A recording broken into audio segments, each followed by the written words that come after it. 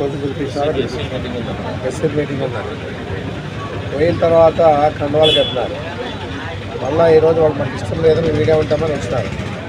అది పరిస్థితి. అంటే తెలుగుదేశం వాళ్ళ పరిస్థితి ఎట్లా ఉందంటే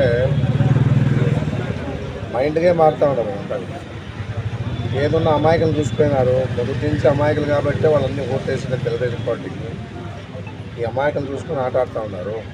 ఇవన్నీ చూపించేది కండవాలు వేసేది, ప్యాకేజ్ కొట్టేది. ఇట్లా మాతో వచ్చి చేద్దాం అని చెప్పేసేది వీళ్ళంతా కూడా. మళ్ళీ డబ్బులు చేరుతుంటే డబ్బులు ఇచ్చేది ఆయన ప్యాకేజ్. ఆ ప్యాకేజ్ గురించి డబ్బులు కొట్టి వీళ్ళు పేర్లు చెప్పేది, ప్యాకేజ్ గురించి డబ్బులు కొట్టేది. ఇది వాళ్ళ పరిస్థితి. కరెక్ట్గా ప్రేమతో పోయిన వాళ్ళైతే పర్వాలే. వీళ్ళంతా కూడా ఏదో ఎవరో ఊళ్ళో పెద్దలు చెప్పింటారో పోయింటారులే. మరి పోయిన తర్వాత కండవాలు కప్పాయంటే మరి ఏమి అమాయకుల్ని వాళ్ళు బాగా ఆలోచన చేస్తూ ఉన్నారు. అమాయకుల్ని చూసి వాళ్ళు ఆట ఆడుతూ ఉన్నారు. ఏదున్నా కూడా ప్రేమతో ఉంటేనే వాళ్ళు ఉంటారు. మళ్ళీ ఎందుకు వచ్చినారు ఈ పద్ధతికి? నాకు ఇష్టం లేదనే వచ్చినారు. అది పరిస్థితి. ఏదున్నా ఇలాంటి వ్యవహారాల్లోనూ వాళ్ళు నెంబర్ 1లో ఉంటారు. ఫస్ట్ వీడితో మైండ్ గేమ్ ఆడేది, కండవాలు వేసేది, మేము ఇంట్లో చేర్పిస్తామనేది, ప్యాకేజ్ పెట్టారు.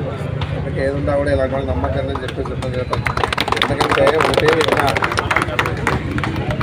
ఎన్ని కింద మీద పడినా కూడా ఈ క్యాండిడేట్ గెలిచే పరిస్థితే లేదు. ఇప్పుడే ఇట్లా మాట్లాడతాడు, ఇప్పుడే ఈ విధంగా నోరు భద్రం లేకుండా మాట్లాడుతూ ఉన్నాడు.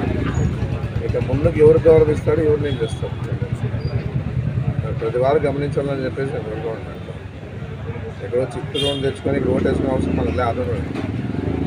మన ఆదరణలో ఉన్నాడు ఎవరైనా పర్వాలేదు, ఆరుగాంతో ఎవరికైనా ఇచ్చు. అంతేగాని అక్కడి నుంచి తెచ్చుకొని ఇక్కడ వచ్చి అదేంటే ముందు తీసుకొని కూతురు చిక్కున్నట్టు ఉంటుంది.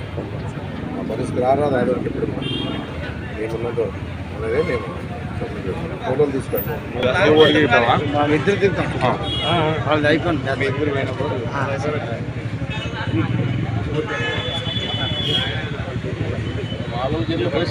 అదే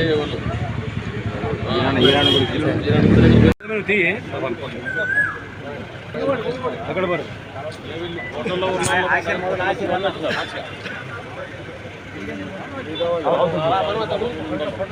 నలుగురు